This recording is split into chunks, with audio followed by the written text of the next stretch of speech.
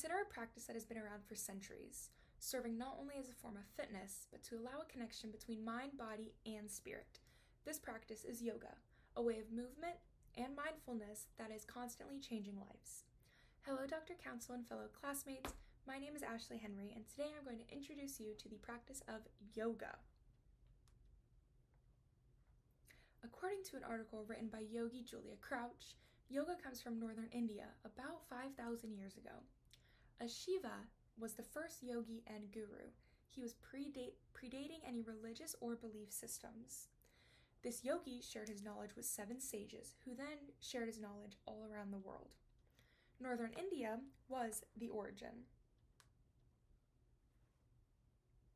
Yoga was slowly redefined and developed by the Brahmins and Rishis, who were mystic seers. Around 500 BCE, one of the most renowned yogi scriptures was written, the Bhagavad Gita. The lessons in this scripture were about human existence and grappling with desires, doubts, and purpose. In this classical period, Patanjali is often considered the father of yoga. His practices still influence most styles of yoga that we know to this day. The origin of yoga helped shape the practice as a whole, the positions that come with yoga, and the historical shapings of the practice.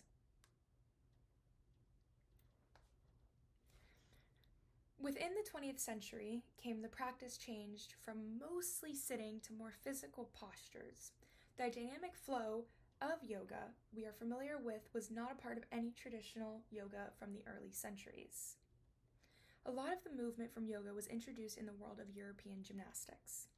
The yoga postures we all know, such as downward dog and the tree poses, are postures we can also see within Swedish and Danish gymnastics.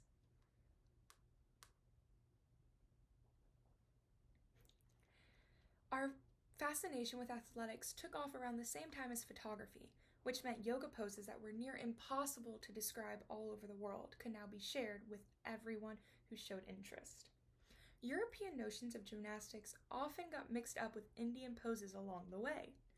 The modern entanglement with yoga and spirituality-focused exercises may explain why yoga is so popular within females.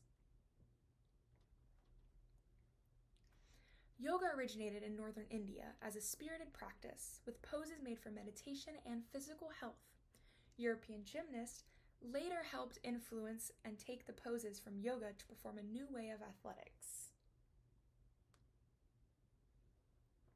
Yoga originated in northern India, as we just spoke about, which, if we can look back on now, a lot of the poses are related to Hindu and the things that come with that practice itself. Through all yoga has been through, it still manages to keep its spirituality and meditative roots. Yoga has and will continue to be used in many athletics as a way for pro athletes to get in a clear headspace prior to games or competitions. I am so happy I was able to share with all of you the world of yoga. I hope you learned something new and have been introduced to a new practice. Thank you for your time.